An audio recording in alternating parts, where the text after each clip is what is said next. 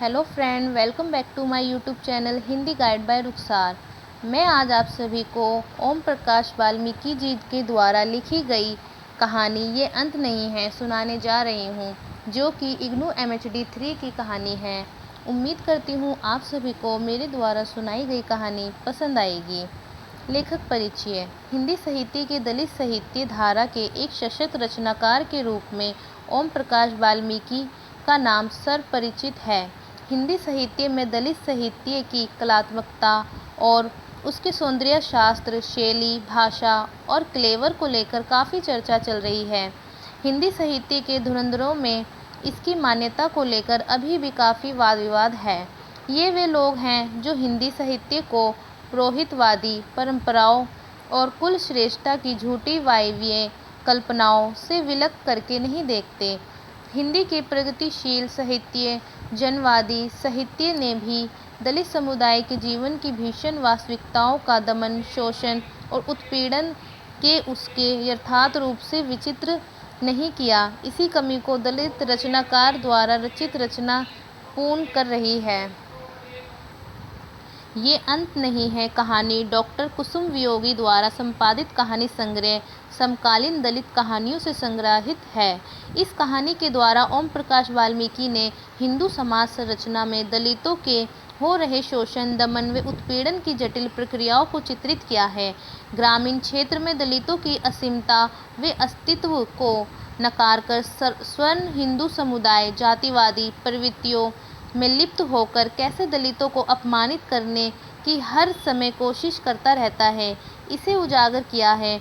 यह एक दलित परिवार के किए गए अपमान और उस अपमान के विरोध में खड़ी नई पीढ़ी के संघर्ष की वास्तविकवाद कहानी है। ये बिरमा के साहस और उसके आत्मसम्मान के संघर्ष की कहानी है। बिरमा का भूमिहीन मजदूर परिवार है। माँ बाप कठोर परिश्रम करके पेट पालते हैं। उनके साथ ही बिरमा भी हर प्रकार के कठोर परिश्रम द्वारा अपने परिवार का हाथ बटाती है। एक भाई है किशन, जो शहर में कॉलेज की पढ़ाई कर रहा है। जब वह गांव लौटता है तो कभी उसके साथ उसके शहर के दोस्त भी होते हैं।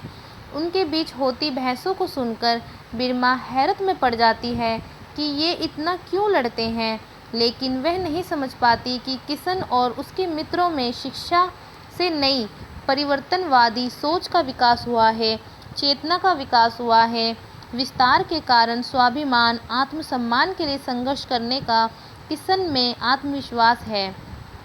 बिरमा की जिज्ञासाओं को सुलझाने का किशन प्रयास भी करता है।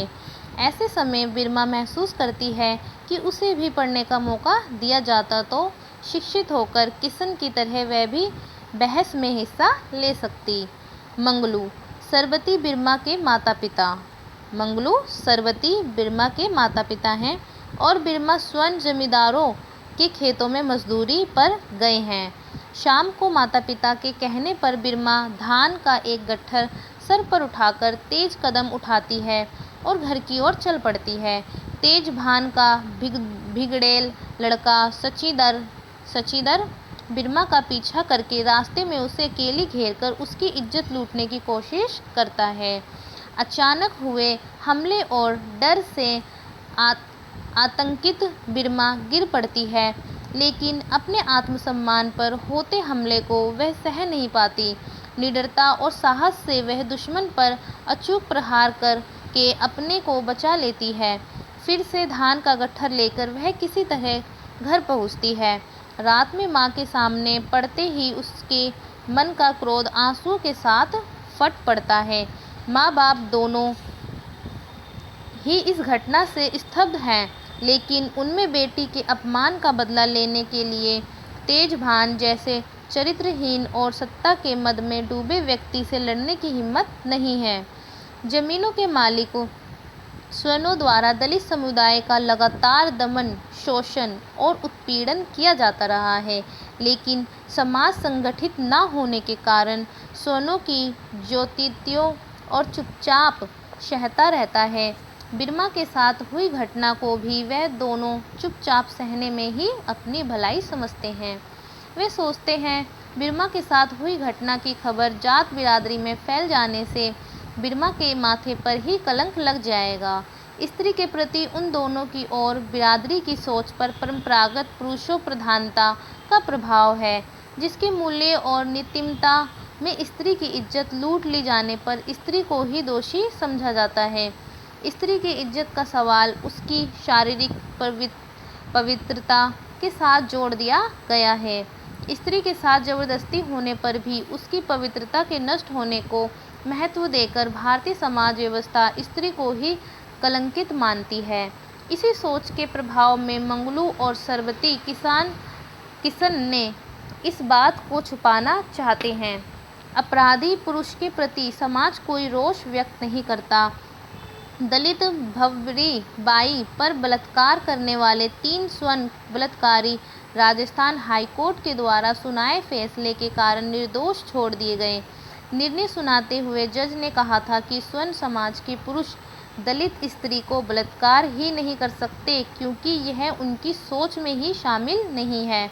पुरुष प्रधानता और जातिवादी धमभरी सोच और दलित स्त्री के प्रति हीन दृष्टिकोण का यह ज्वलंत उदाहरण है।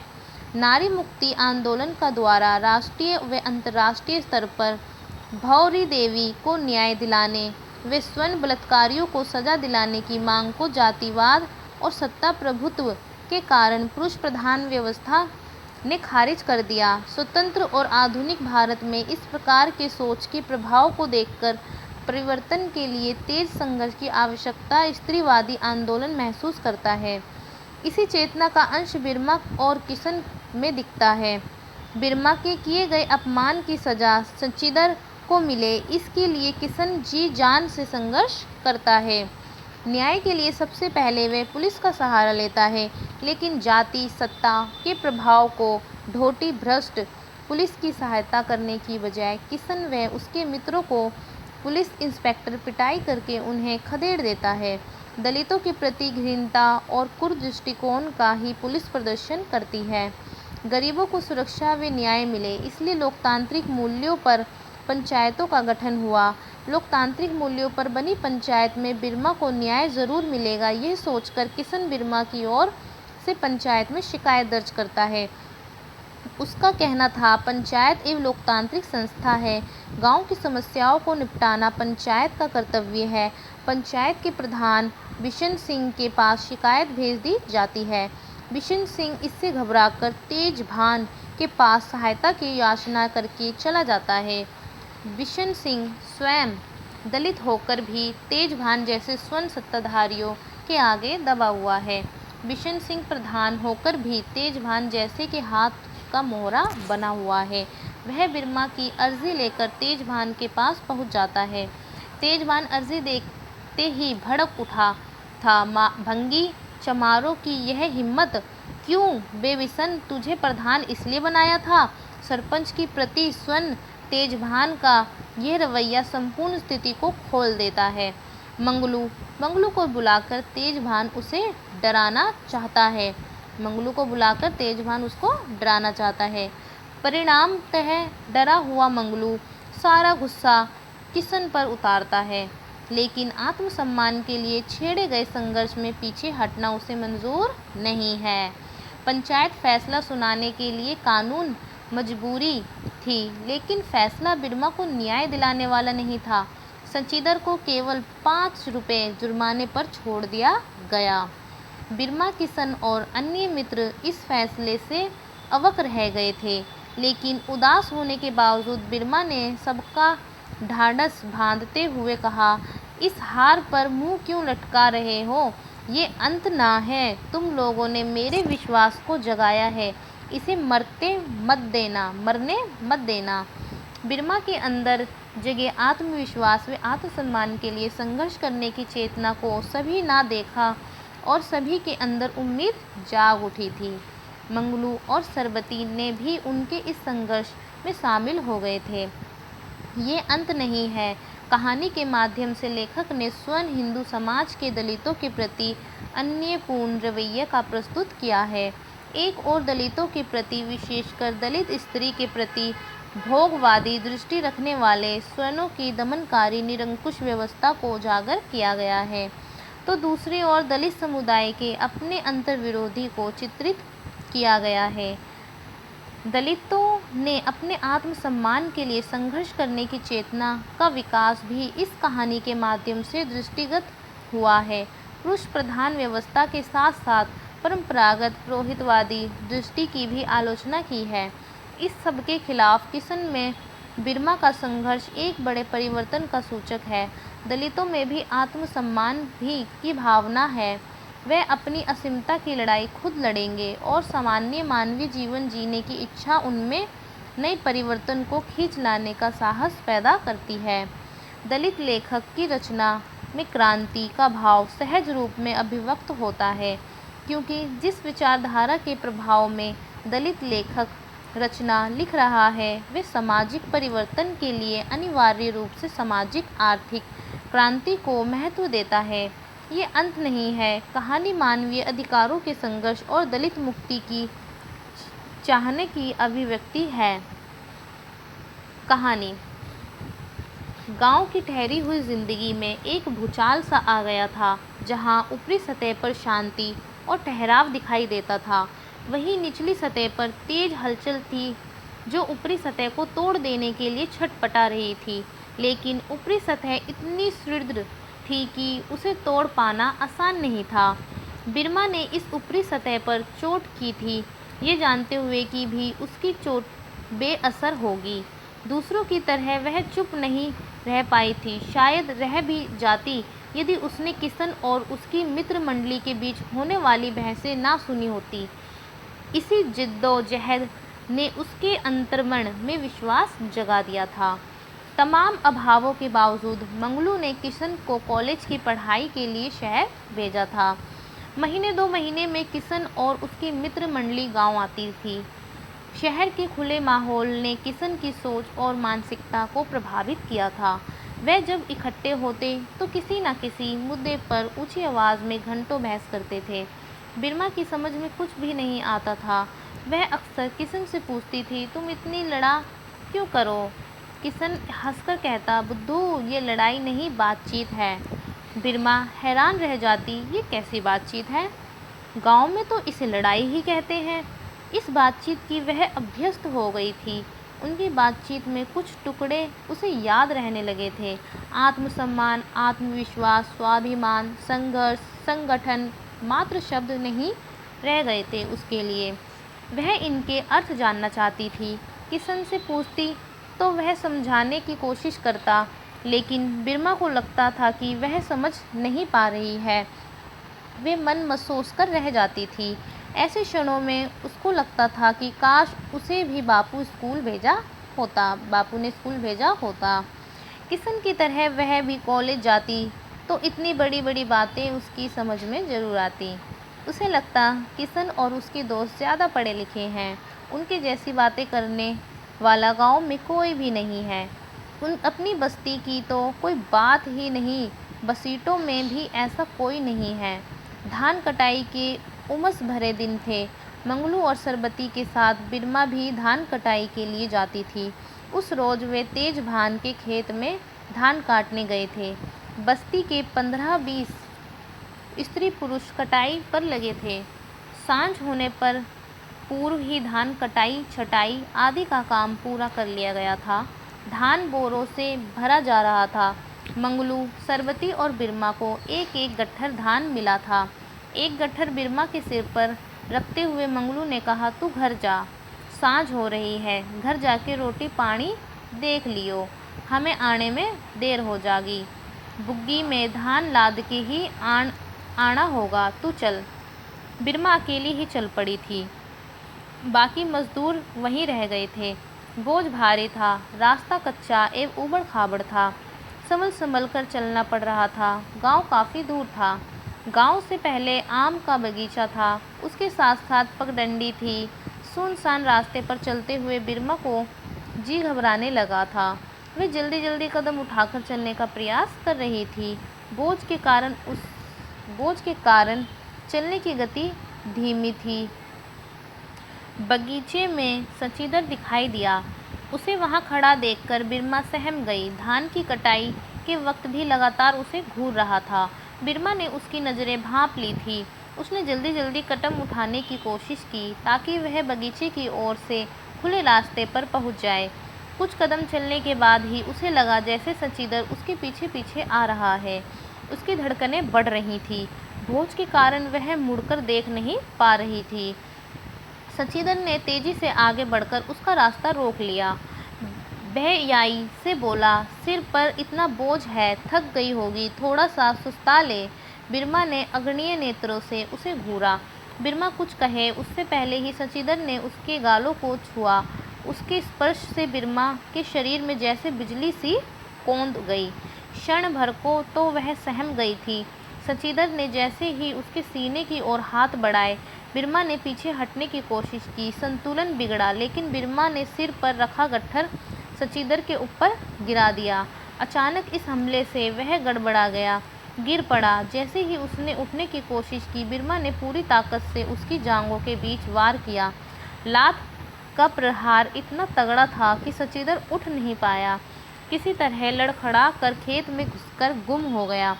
बिरमा मैंड पर खड़ी थी, उसे भागता देखकर चिल्लाने लगी। उसने पहले ही झटके में सचिंदर को बेहयाई को कायरता में तब्दील कर दिया था। कुछ देर उसे क्रोधित मुद्रा में खड़ी रही। गुस्से से उसका शरीर कांप रहा था।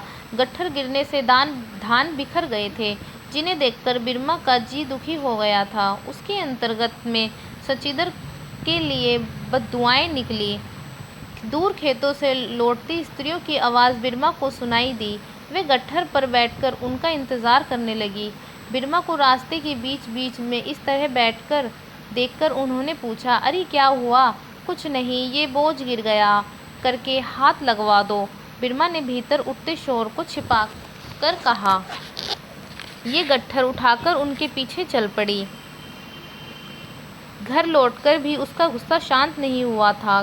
किशन घर पर ही था। बिरमा का उखड़ा हुआ मूड देखकर उसने पूछा, क्या हुआ? कुछ नहीं, बिरमा सहजता से उत्तर दिया, लेकिन उसे रह रहकर रोना आ रहा था। वह किशन के सामने आने से बचने का प्रयास कर रही थी।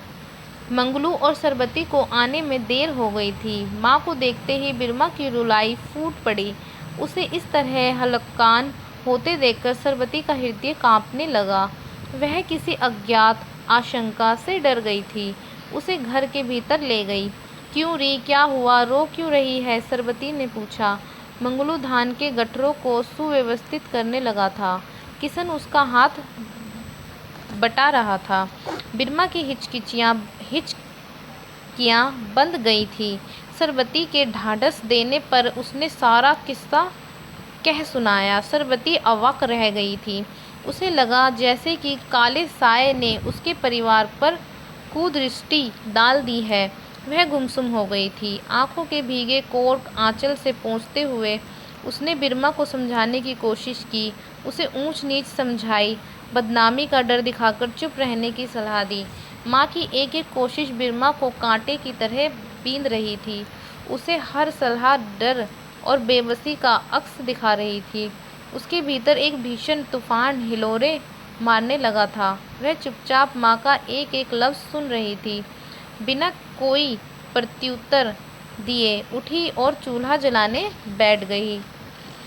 चूल्हे की धधकती आग ने उसके अंतस की जलन को और अधिक सुलगा दिया था। वह बेबसी से निजात पाना चाहती थी। उसने अपने आंसू पोंछ लिए थे। मौका देखकर सरबती ने मंगलू से पूरी बात कह दी।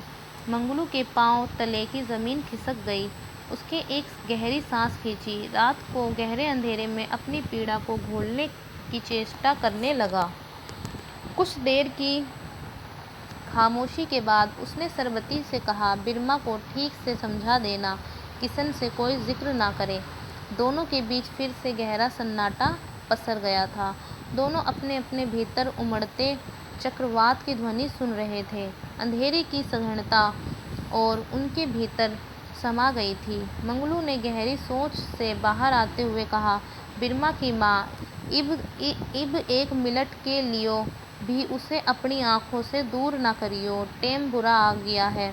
किसी तरियो इसके हाथ पीले हो जा तो कुछ चैन मिलेगा। उसकी आवाज़ किसी अंधेरी गुफा से क्षण क्षण कर आ रही थी। तेज भाण के खानदान के चरित्र को मंगलू अच्छी तरह जानता था। सचिदर की हरकतें किसी से छिपी हुई नहीं थी। बाप बेटे दोनों ही नज़र से किसी दूसरे के मान सम्मान का कोई मतलब ही नहीं था। सचिदर का नाम सुनते ही मंगलू आतंकित हो गया था। रात भर मंगलू, सरबती और बिरमा अपने अपने ढंग से समस्या का समाधान खोजने लगे थे, कोशिश कर रहे थे। बिरमा ने पूरी रात जागकर काटी थी। सुबह जब वह उठी तो उसकी आंखें सूजी हुई थी, चेहरा उदास था। वह घर के काम करने लगी थी। मंगलू भी जल्दी उठकर जंगल फरागत के लिए चला गया था। सरबती खाली घड़े लेकर कुएं से पानी लेने चली गई थी। बिरमा ने उन दोनों के जाते ही किशन को जगाया। बिरमा ने किशन को कल की पूरी घटना में से अवगत करा दिया। वह रात भर जागकर अपने आप को हर एक स्थिति के लिए तैयार कर चुकी थी। उसकी आंखों ने आंसू की जगह गुस्सा और नफरत भरी हुई थी। सचिदर की इस हरकत पर किशन का खून खोल उठा।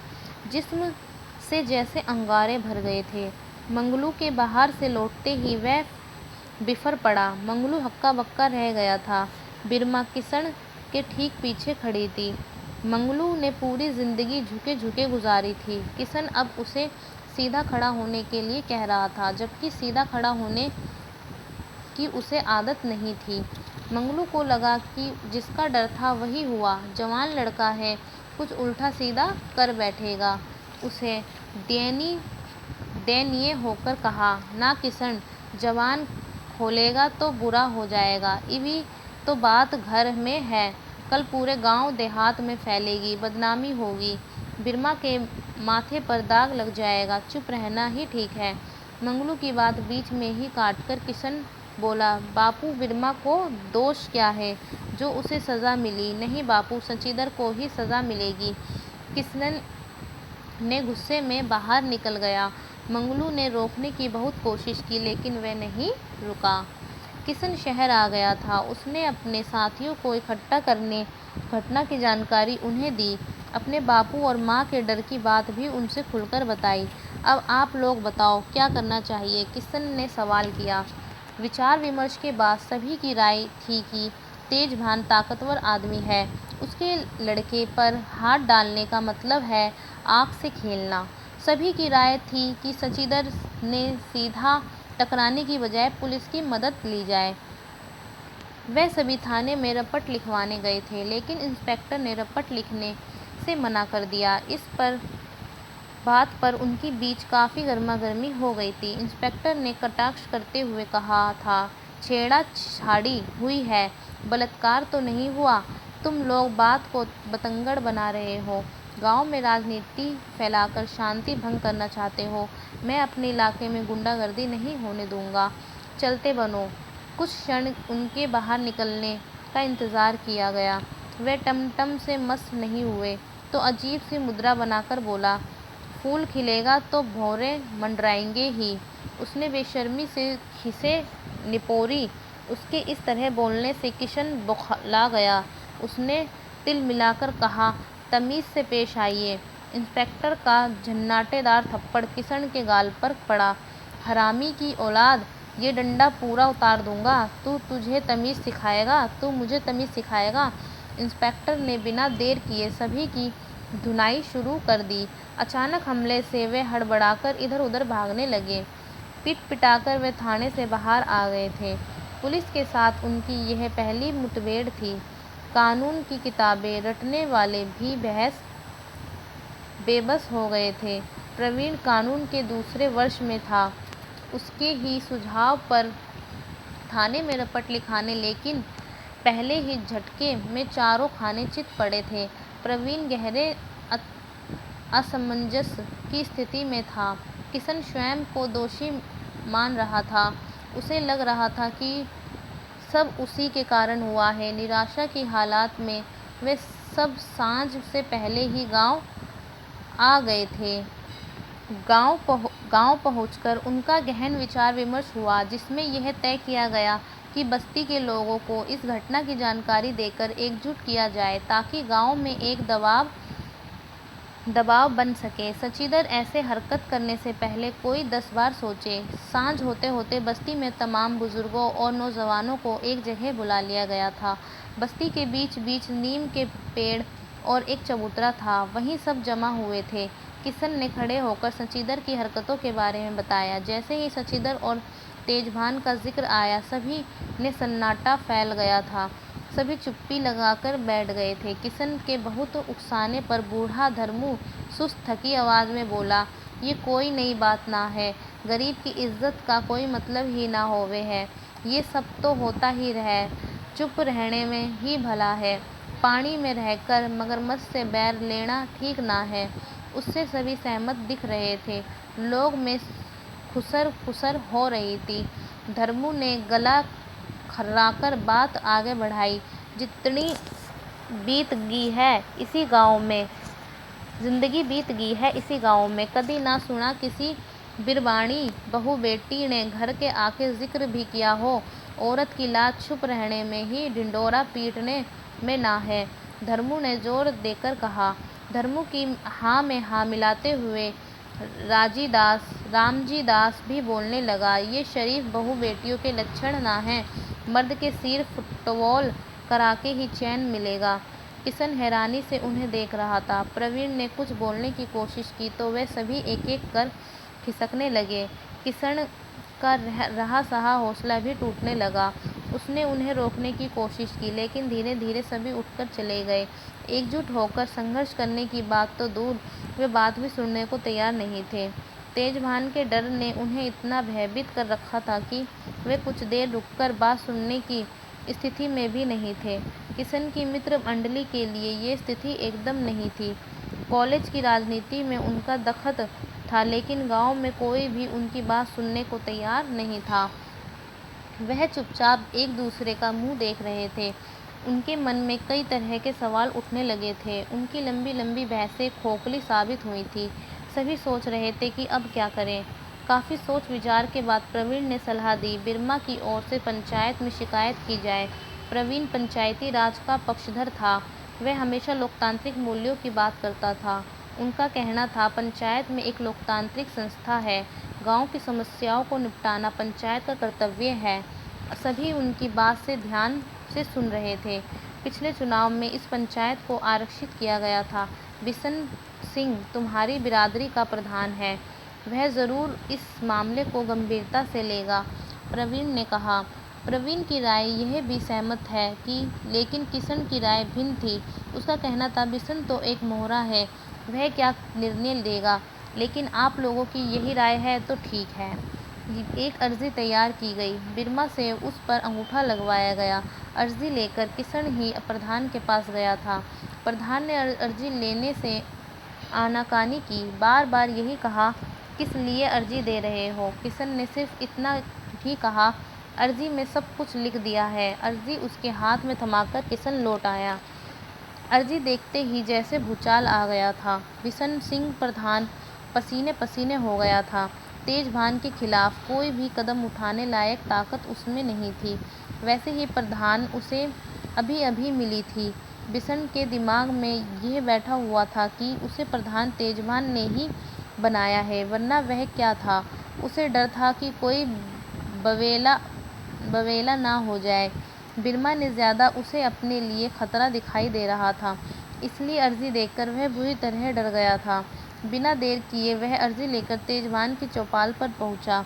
जाते ही अर्जी उनके सामने रख दी। अर्जी देखते ही तेजभान भड़क उठा। भंगी चमार की ये हिम्मत!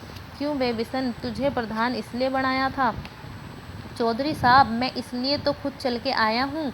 जब मैं मंगलू ने किशन को कॉलेज पढ़ने भेजा है, बस्ती में राजनीति होने लगी है, और चौधरी साहब जमाना भी तो बदल गया है। बिशन ने दयनीयता के साथ हाथ जोड़कर कहा, ओए बिशन, जमाना अभी भी पहले ही वाला है। तू मुझे सीख दे रहा है। अपनी औकात मत भूलना। जमाना तो बदलेगा जब हम चाहेंगे। जाके अपनी प्रधानी संभाल, कहीं वो भी खतरे में ना पड़ जावे। होगा वो जो हम चाहेंगे, और इतना ना उन सभी को बता दे। दरोगा से लेकर एसपी तक सभी अपनी जात के हैं। एक एक को अंदर करवा दूंगा। ज़्यादा 3-5 करेंगे तो एनकाउंटर में मारे जाएंगे बिना मौत। तेजवान ने प्रधान की कमज़ोर नस पर प्रहार किया कि वह खिसिया कर रह गया। हाथ जोड़कर विनीत स्वर में बोला, जैसी आपकी मर्जी, मैं आपके पक्ष में ही बात कर रिया था। ठीक है, जो करना होगा हम बता देंगे। मामले को ज़्यादा तूल देने की ज़्यादा ज़रूरत ना है। जाके इन्हें समझा क्यों बेमौत मरना चाहते हैं। और हाँ, उन शहरी लफ्ज़ों से कह देना गांव में राजनीति ना फैलावे, अंजाम बुरा होगा। सुना है उन्होंने कोई मीटिंग भी करी थी। तेजवान ने बिस्ना की ओर इस तरह देखा जैसे कह रहे हो हमें सब पता है।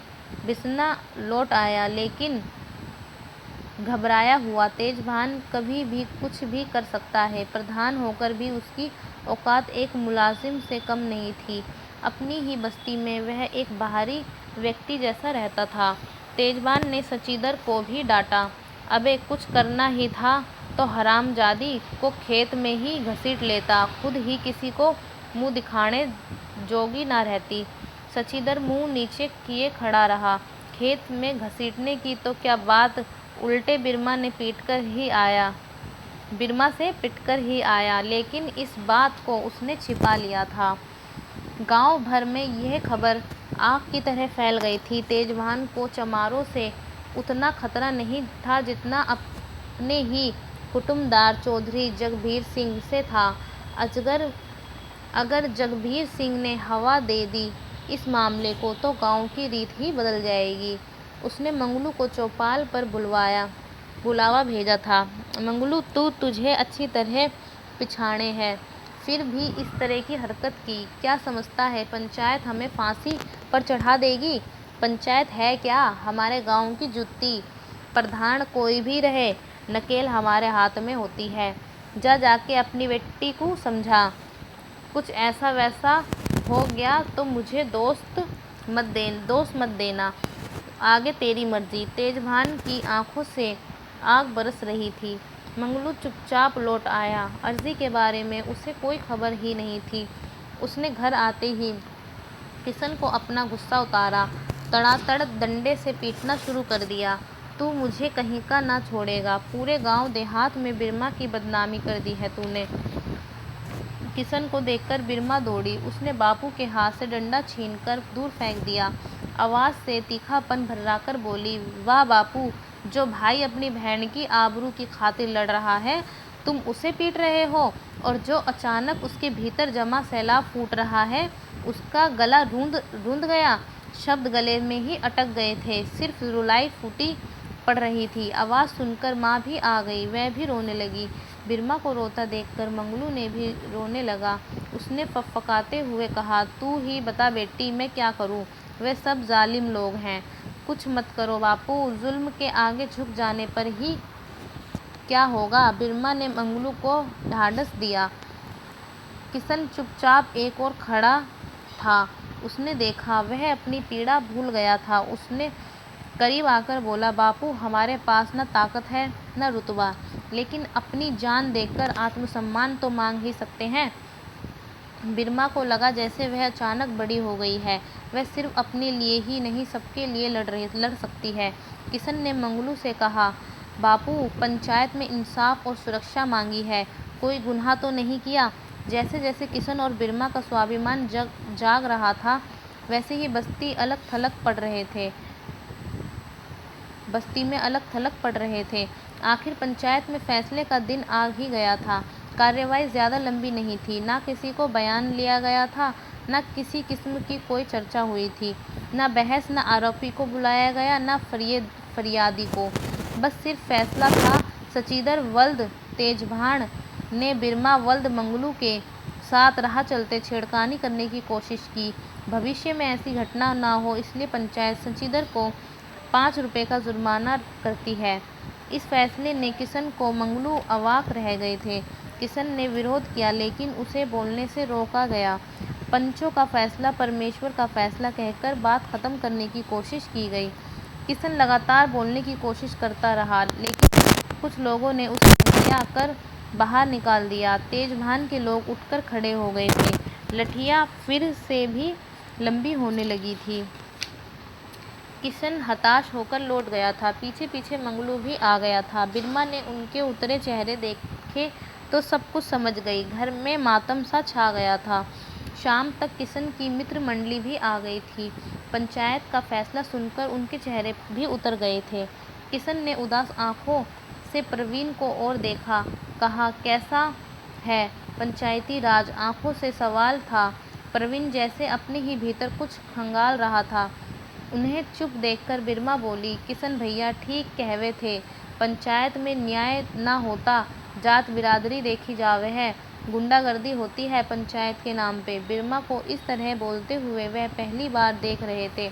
बिरमा की मुखरता से चेहरे पर एक अजीब सी चमक आ गई थी, जिसकी ओर सभी का ध्यान गया था। प्रवीण को अभी तक चुप ही था। उसने बिरमा से कहा, हाँ तुम ठीक कह रही हो। किशन ने पहले ही कहा था, बिशन सिंह एक प्रधान होते हुए भी सिर्फ मोहरा है। बिरमा ने उस सभी को संबोधित करते हुए कहा, इस हार पर मुंह क्यों लटका रहे हो? ये अंत नहीं है। तुम लोग मेरे लिए विश्वास को जगाया है। इसे मरने मत देना। उबल रहा था, जो बाहर आना चाहता था। सभी से मिलकर कहा था, ना बिरमा, ये अंत नहीं है। तुमने हमें ताकत दी है। हार को जीत में बदलेंगे, लोगों में विश्वास जगाकर, ताकि फिर कोई बिशन मोहरा ना बने। सभी के चेहरे पर उम्मीद दिखाई दे रही थी। मंगलू सरबती भी उनके साथ आकर मिल गए थे, एक नई उम्मीद के साथ।